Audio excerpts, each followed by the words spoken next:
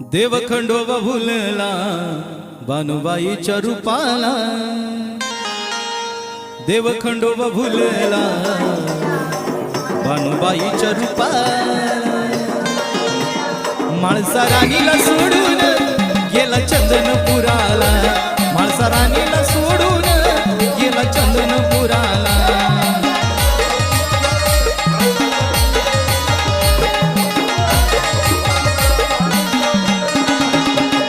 देव Khandoba भुलला बानुबाईच्या रूपाला, देव Khandoba भुलला बानुबाईच्या रूपाला।